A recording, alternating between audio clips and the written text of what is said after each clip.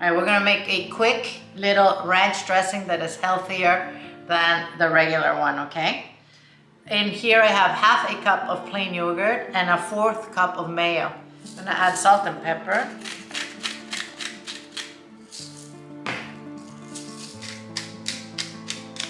I'm gonna do half a teaspoon of garlic powder, a 1/4 teaspoon of onion powder, 1 teaspoon apple cider vinegar, about a teaspoon of chopped chives, and about a teaspoon of chopped dill.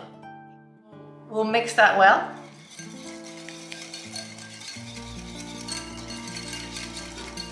This will last you in the fridge for a week in a closed container. You know, use it as you would any salad dressing. You can also use it as a dip.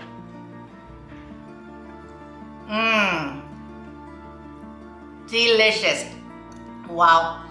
Thanks for watching, guys. I'll see you soon.